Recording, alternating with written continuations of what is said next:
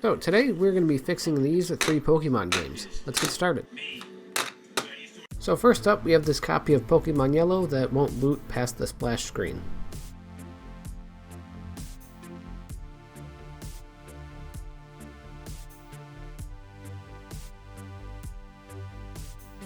After taking it apart, you can see we have a few vias that have a lot of corrosion and no copper underneath, meaning they're probably broken. So I'm going to patch them using some 30 gauge wire and soldering it to the other side of the PCB.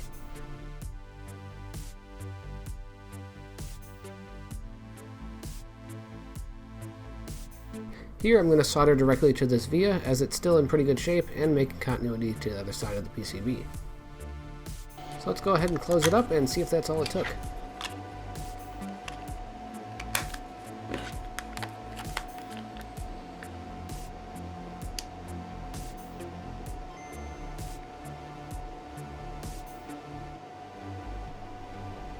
And just like that, we're past the splash screen. Let's move on to the next. Since we're on the subject of PCBs, this video is sponsored by PCBWay. They offer a variety of PCB services ranging from standard PCB to rigid flex. Simply upload your Gerber files for a quick build time and amazing quality PCBs. In addition to PCBs, they also offer CNC, injection molding, and 3D printing services, which I'll definitely be using in the future. Definitely check out their website, and thank you so much PCBWay for sponsoring my channel. And next up we have this copy of Pokemon Blue. Let's plug it in and see what happens.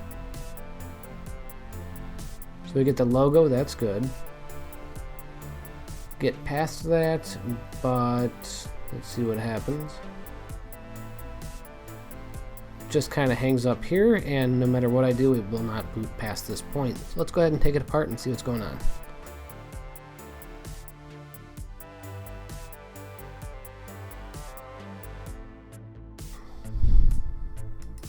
So immediately I noticed a lot of corroded vias underneath these chips, so I'm going to go ahead and remove the battery, then pop these chips off using my hot air gun.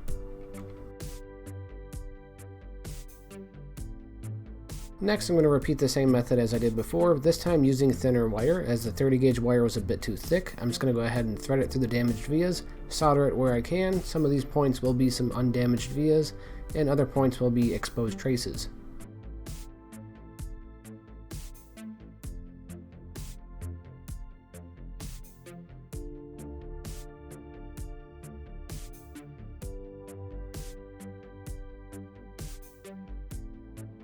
In order to expose some of the traces, I'll use a surgical blade and scrape away some of the solder mask to expose that copper underneath. Then I'll thread some wire through, solder it to the solder pads of the chip. The chip will go right on top of this and hold it into place, so I'm not too worried about that. On the flip side, I'm just going to go ahead and solder the 30 gauge wire to those exposed traces using a lot of flux.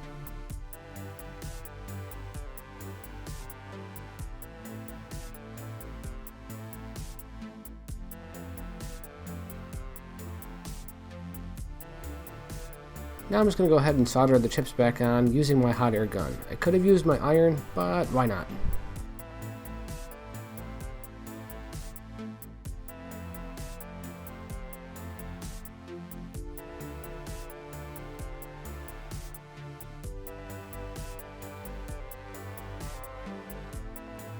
Now let's go ahead and see if that fixed it.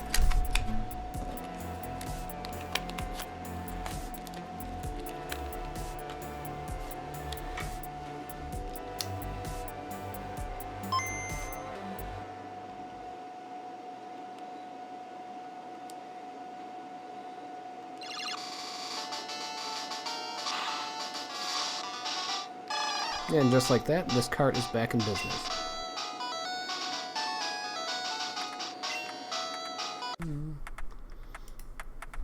Last but not least, we have this copy of Pokemon Red. Let's go ahead and plug it in and see what happens. Alright, so we get the glitched Nintendo logo, which is never a good sign. And the PCB is horribly corroded. This is probably the worst one yet, with the nicest looking case. So as you can see here, we have a lot of damaged vias and vias that are on the way out.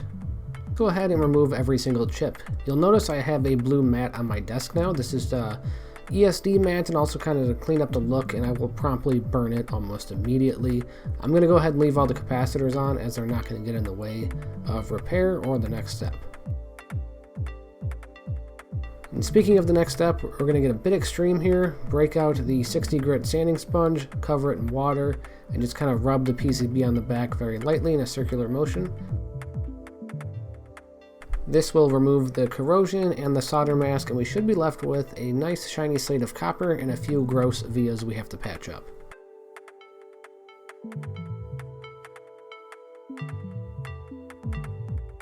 And just like that, we have a lot of exposed copper to solder to.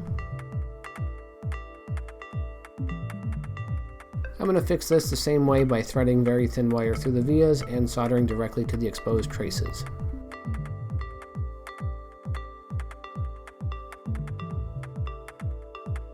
Good vias also make for a good solder point. You can just go ahead and flood them with solder with some wire in it, and you'll ensure a good connection.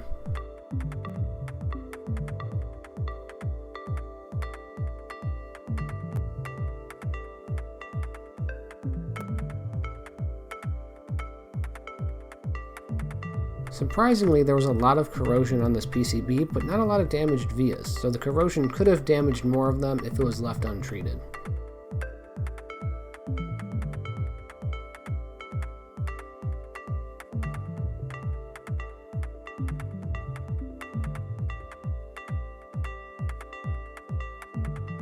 And now we can go ahead and solder all the chips back on, this time using my iron because why not?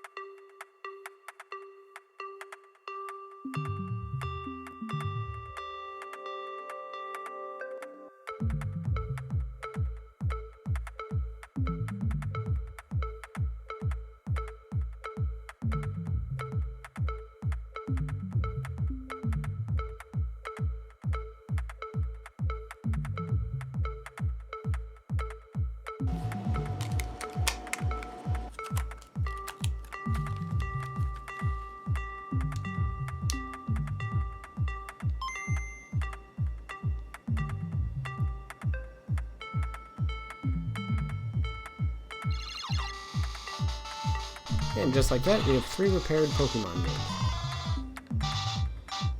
Now that we have a bunch of loose wires and exposed copper, I'd like to go ahead and cover it all up using some conformal coating. This will hold the wires in place and protect the exposed copper, and hopefully prevent it from oxidizing any further, and it will also protect it from any moisture damage that could happen in the future.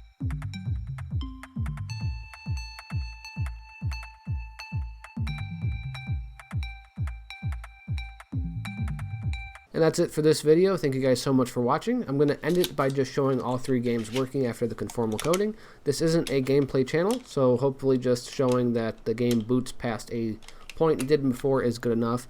If you guys want to see gameplay in the future, please go ahead and let me know in the comments. But until next time, thank you so much for watching, and I will see you later.